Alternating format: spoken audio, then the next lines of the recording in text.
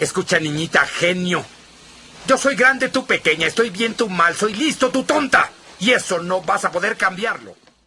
El día de hoy voy a hablarles del adultocentrismo. El adultocentrismo es el desmérito de la opinión, de los argumentos y de cualquier punto de vista de una persona por el único hecho de tener menor edad que tú. Desde nuestra niñez hasta nuestra adolescencia y pasando por la juventud, podremos notar a lo largo de nuestra vida que nos estarán desmeritando personas de mayor edad que nosotros únicamente por ser más jóvenes que ellos. No nos dejan dar nuestro punto de vista, no nos dejan ser nosotros mismos, nos evitan ciertas acciones, nos prohíben incluso ciertas cosas por el único hecho de que somos, según ellos y en sus propias palabras, demasiados jóvenes para entender. No les han permitido a la juventud en sí misma poder siquiera amar, porque inmediatamente los van a desmeritar diciendo: estás demasiado joven para saber del amor. No los pueden dejar opinar sobre temas políticos porque estás demasiado joven para poder saber sobre la vida. No los pueden siquiera dejar opinar sobre temas económicos porque estás demasiado joven y no puedes opinar de cosas que no sabes. Si cualquier joven en distintas circunstancias se pone a investigar ciertos temas y quiere dar su punto de vista y el adulto se da cuenta que está poco a poco perdiendo terreno en los argumentos que se pueden propiciar, simplemente le dirá: tú estás demasiado joven, cállate. ¿Qué vas a saber tú de la vida si estás demasiado joven? Y bueno, no es de extrañarse si cada uno de los aspectos de la vida es dirigida por los adultos. Adultos en sí mismo entendiéndose personas mayores de 30 años, porque según el Instituto Mexicano de la Juventud, la adolescencia termina a los 17 años y la juventud empieza a los 18, terminándose a los 29. Y toda persona adulta te va a desmeritar o va a tratar de hacerlo por ser más joven. A los jóvenes no se les ha permitido en muchísimas ocasiones, y no de ahorita, sino de años, manifestarse, dar sus opiniones, dar su punto de vista, expresarse. A lo largo de los años hemos visto cómo no solamente los adultos, sino que el mismo Estado se ha encargado de reprimir a cada una de las manifestaciones de los estudiantes, de las juventudes, de las personas que quieren una mejor sociedad. Porque si hay un grupo sectorial que promueve constantemente un cambio a lo largo del mundo, son los jóvenes. Los jóvenes a lo largo de la historia se han encargado de los hechos revolucionarios que han integrado este país. Y usualmente las personas adultas y las personas de tercera edad son los más conservadores en ese aspecto. Son las personas que antes tachaban a las personas jóvenes como rebeldes, como gente que no sabía dialogar, como jóvenes sin causa, sin rumbo, solamente inclusive por escuchar rock and roll.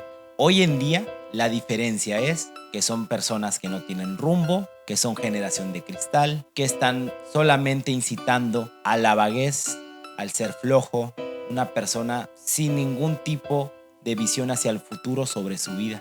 Personas que intentan complicar un poco más el lenguaje cuando realmente lo que se quiere es hacer un lenguaje más amplio. Personas que no pueden llevar a cabo una relación normal porque son personas que andan con el mismo sexo. Nos desmeritan, nos desvirtúan, sacan de contexto y hacen ver a los jóvenes que están peleando por las causas sociales como jóvenes rebeldes. Hay ciertos hechos históricos que podemos ver a lo largo de la historia de nuestro país que hacen referencia a ello. En 1968, el 2 de octubre, fue la epítome del autoritarismo de México, lo más desgarrador que ha habido hacia los jóvenes. Más de 300 víctimas solamente por emitir su opinión, por decir que las políticas de aquel entonces no eran lo suficientemente buenas, que había prioridades que no se estaban atendiendo, que tenía que atenderse a la juventud, a los empleos, a las escuelas, que tenía que atenderse las necesidades más graves que existían en aquel entonces. Y el autoritarismo emanado del adultocentrismo del presidente de aquel entonces solamente dictaminó que a los jóvenes se les tenía que callar, se les tenía que apalear y, si era posible, matar. Pero inclusive si seguimos rascando en la historia de México, podemos encontrarnos en 1985, el terremoto que hasta el día de hoy se sigue recordando. Si alguien salió adelante a ayudar a todo su país, fueron los jóvenes. Y si alguien le estaba exigiendo a los gobernantes que hicieran algo, fueron los jóvenes. No podemos desmeritar la virtud de cada generación de la juventud que ha trascendido a lo largo de la historia de nuestro país y no decir que los jóvenes han tenido un papel fundamental. Pero ¿qué pasó en 2014, el 26 de septiembre? Unos jóvenes que querían conmemorar a la juventud del 68 y que querían aparte refrendar los derechos que en su momento se estaba pidiendo y que se sigue pidiendo al día de hoy. Esos jóvenes terminaron desaparecidos, 43 en Iguala Guerrero, y hasta el día de hoy no se ha hecho nada. Somos generación tras generación de juventud que tiene que buscar la lucha de la igualdad de derechos, que tendremos que ver que cada generación comete sus vicisitudes y que cada uno de nosotros tendremos la gran tarea de poder aportar algo a esta humanidad. Claudia Furiati decía que la virtud de todo hombre es dejar una huella. Yo lo podría parafrasear al decir que cada juventud tiene la virtud obligatoria de generar un cambio social. Somos un factor necesario para poder cambiar este mundo. Resulta que hace menos de 50 años los afroamericanos vivían en una apartheid, donde no podían ir a los mismos baños que los blancos, donde no podían ir a los mismos parques que los blancos, donde no podían tener el mismo transporte público que los blancos y donde estaba dividido el área de descanso de personas blancas y personas afroamericanas. ¿Y qué hacían los adultos de ese entonces? Lo convalidaban, lo refrendaban, lo apoyaban y decían que era lo más lógico porque no significaba lo mismo tener una diferente tonalidad de piel.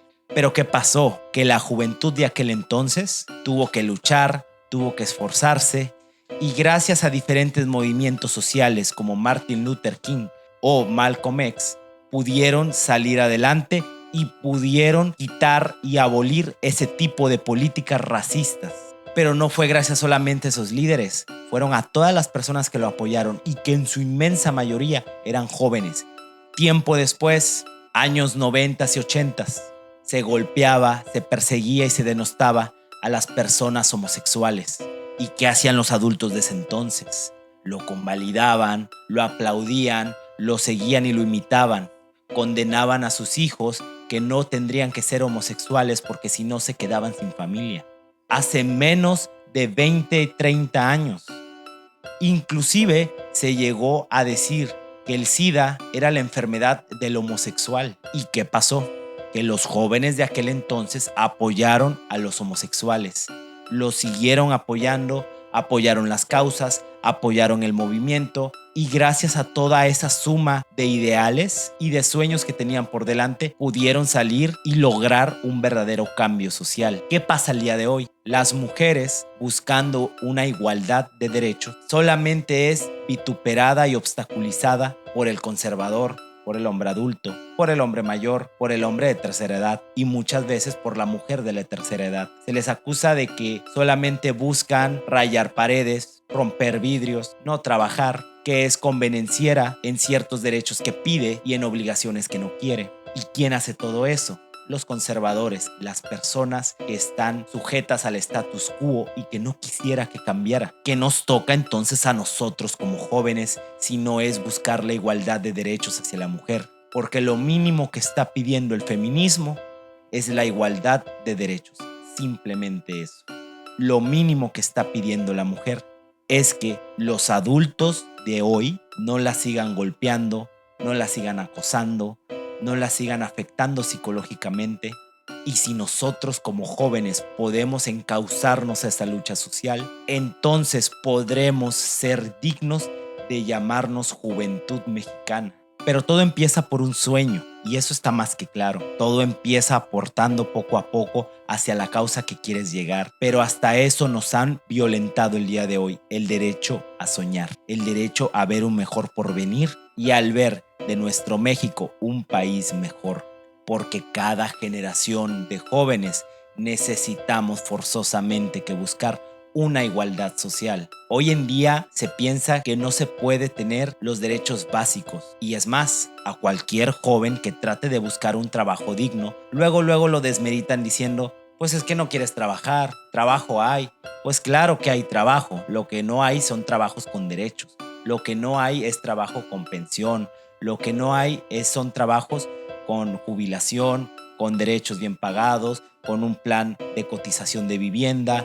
Lo que no hay son trabajos que te brinden el mínimo de seguridad social, aguinaldo, vacaciones y demás derechos que puedan hacer del trabajador un trabajador digno. Se les paga el salario mínimo a los jóvenes y creen que con eso, si piden más, entonces están exigiendo cosas de más, cuando lo mínimo que exige la juventud es un futuro para sí mismo, un futuro sostenible, porque poco a poco se ha ido decayendo. Inclusive van creciendo los jóvenes y van viendo más imposible el derecho a la vivienda, el derecho a la salud, el derecho a la educación, el derecho al alimento. ¿Y qué es un país sin una juventud rebelde que diga que todo ser humano tiene derecho a comer 3 veces al día? ¿Qué es este país sin una juventud que quiera responder por su patria? Hoy en día los jóvenes no quieren ni pelear por su propia patria porque saben que las guerras son solamente políticas. Por eso mismo debemos de entender que un país sin una juventud rebelde es un país en decadencia. Salvador Allende decía que hay jóvenes viejos y viejos jóvenes. Y nunca tendrás que ser un joven viejo, un joven que no le importe que haya niños pidiendo dinero en las calles, un joven que no le importe que las mujeres estén descalzas pidiendo dinero con sus hijos en brazos. Un joven que no le importe que los adultos mayores estén trabajando en tiendas departamentales solo por propinas. Un joven que no le interese que un adulto funcional no tenga derecho a trabajo, porque un obrero sin trabajo, no importa que sea o no sea marxista, no importa que sea o no sea cristiano, no importa que no tenga ninguna ideología política, es un hombre que tiene derecho al trabajo y tenemos que dárselo nosotros. Por eso mismo, tú como joven tienes que arriesgarte a todo. Tienes que darlo todo y más, sin importar cuáles sean las consecuencias de tu lucha y de tus ideales. Porque cuando uno lucha por ideales, lucha por su país. Y en el país, la patria es como la madre. Entre venderla y defenderla, no hay término medio digno. Asimismo, quiero decirte que tienes que ver por la igualdad social, por la igualdad de derechos, por las luchas feministas, por las causas más justas que ha tenido este país, por el derecho a la inclusión racial, porque todavía hoy en día existe el racismo. Ver por nuestros hermanos migrantes, ver por las personas que no tienen ni van a tener ni su generación entera las mismas oportunidades que tú, y de los jóvenes que teniendo tu misma edad no tuvieron derecho al mínimo de seguridad social y no tuvieron derecho a la educación, sino que tuvieron que trabajar durante toda su vida y son los que han levantado este país. Por eso mismo les digo que el mayor riesgo de la juventud es no arriesgarte a nada. Y si sos joven, tienes que saber esto. La vida se te escapa y se te va minuto a minuto. Y no puedes ir al supermercado y comprar vida. Entonces, lucha por vivirla.